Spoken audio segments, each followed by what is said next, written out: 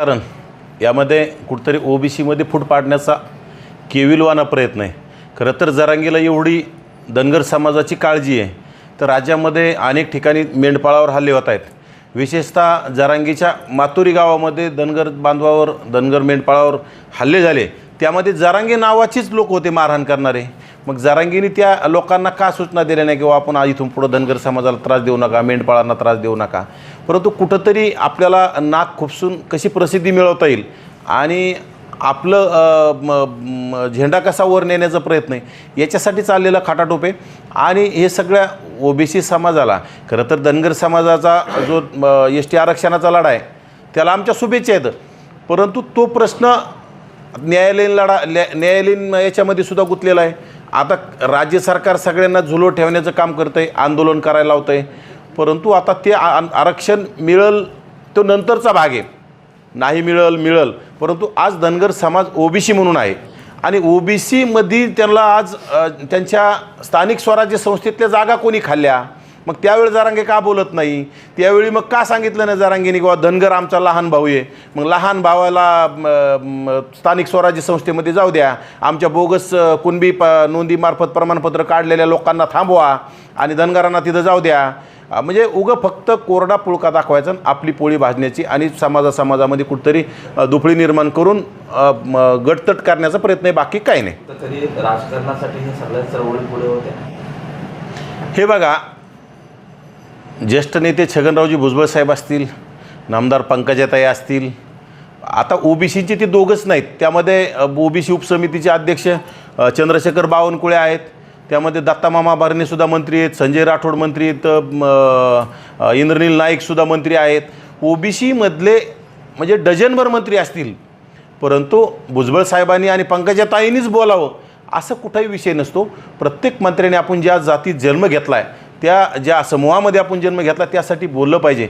ज्याप्रमाणे राधाकृष्ण विखे पाटील मराठा उपसमितीचे अध्यक्ष आहेत, ते तळमळीनं जसं मराठा समाजासाठी तळमळीनं काम करताय, आता जरांगी त्यांच्यावर खोटेनाटी विनाकारण लोकांना फसवण्यासाठी आरोप करत असेल, परंतु त्यांच्या माध्यमातून जे कुणबी प्रमाणपत्र वाटप सुरू आहेत, त्यांच्या त्या बैठका सुरू आहेत, परंतु आमच्या ओबीसी उपसमितीचे अध्यक्ष आम्हाला तोंड दाखवायला तयार नाहीत। एकतर आम्ही भेट घ्यायची म्हणलं तरी ते आम्हाला भेटणार नाहीत, कारण की त्यांना वाटतं की हे तेच प्रश्न मांडणार आहेत, कारण की हे कुठतरी ओबीसींचे काही मंत्री आहेत। आता भुजबळ साहेबांची तब्येतीचा प्रॉब्लेम आहे, त्यांना किती दिवस बोलायला होतं, पण दुसऱ्याने कोणीतरी बोललं पाहिजे ना। मग बावनकुळेंना मोठेपणाने तुम्ही उपसमितीचा अध्यक्ष केलं, बावनकुळेंनी बोललं पाहिजे, परंतु बावनकुळे बोलायला तयार नाहीत आणि काही नाही। ओबीसींचं वाटोळं झालं आहे राज्यामध्ये। जिथं जिथं जिल्हा परिषदा झाल्यात, पंचायत समिती झाल्यात, नगरपालिका महानगरपालिका झाल्यात, तिथं ओबीसींच्या ज्या राखीव जागापैकी माझ्या मते 70-80% राखीव जागेवर प्रस्थापित समाजातील लोकांनी, त्याच्यात गरीब मराठ्यांना सुद्धा प्रतिनिधित्व मिळत नाही। जे धनदांडगे आहेत, पूर्वीपासूनच करोडो रुपये खर्च करणारे, अशा लोकांनी तिथं घुसखोरी केली आणि येणाऱ्या काळात आता ते ओबीसीचं आरक्षण संपलेलं आहे आणि ओबीसींना आता कुठेही संधी मिळणार नाही। गावगाड्यामध्ये मायक्रो ओबीसीमधला कुंभार, सुतार, सोनार, लोहार जे छोट्या छोट्या जातीतले ग्रामपंचायत सदस्य होत होते, हे सदस्यसुद्धा होणार नाही अशी तयारी राज्य सरकारनं ओबीसी आमचा DNA म्हणून फसवण्याचं काम केलं। भुजबळांचा विषय असा आहे की छगन भुजबळांचं हार्टचं ऑपरेशन झालं आहे, ते ज्येष्ठ नेते, ते आजपर्यंत आयुष्यभर ओबीसीसाठीच बोलत आलेत आणि ते बोलतील बी, परंतु त्यांच्या आपण तब्येतीचा विचार केला पाहिजे। बाकी मंत्र्यांनी बोललं पाहिजे ना, भुजबळांनीच एकट्याने का बोलावं? भुजबळांच्या नावावर काय सगळ्या ओबीसींची रजिस्ट्री थोडीच करून दिली, बाकी मंत्र्यांना सुद्धा ओबीसींचं मतं लागतात ना।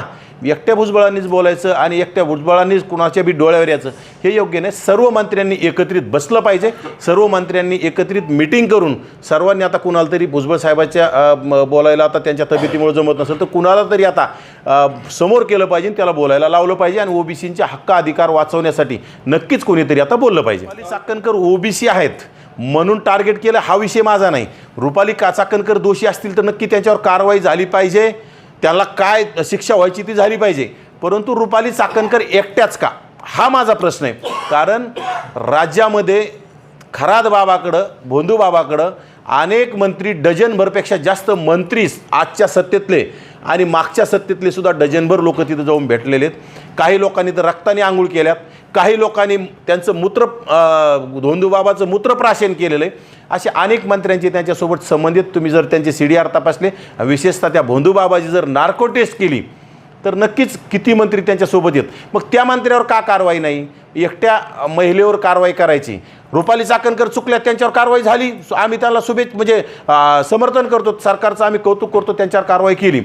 परंतु त्याबरोबर जेवढे मंत्री त्यांच्याशी संबंध आहेत त्या मंत्र्यांवर सुद्धा कारवाई झाली पाहिजे. घडलं किंवा लवजियाची काही घटना आली तर हे बाहेर येतात, पण ह्या मॅटरमध्ये ते काहीच बोलले नाही. संग्राम जगताप राणे बोललेले मी नाही बघितले, परंतु पडळकर बोललेले पाहिले मी. किंवा पुरोगामी म्हणून घेणारे नेते जर तिथं जाऊन रक्ताने आंघोळ करून घेत असतील त्या भोंदूबाबाकडून, तर बघा म्हटले, म्हणजे गोपीचंद पडळकर त्यामध्ये बोललेले आहेत आणि भोंदूबाबावर कारवाई झाली पाहिजे.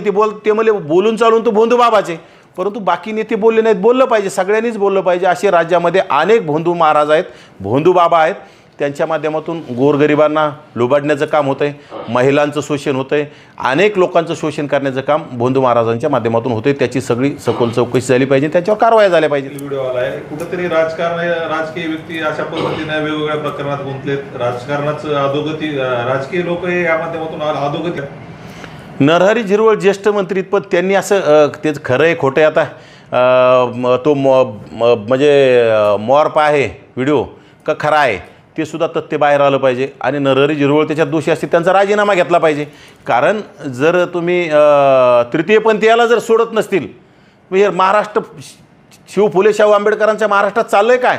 आणि हेच लोक सत्तेत असतील आणि जर तुम्ही महिला शोषण करायला तुम्हाला महिला पुराणात तुम्ही आता तृतीयपंथीला सुद्धा सोडिनात, असं जर होत असेल तर अशा लोकांवर यांची राजीनामे घेऊन यांच्यावर कठोर कारवाई केली पाहिजे. याला जेलचा रस्ता तात्काळ दाखवण्याची गरज आहे.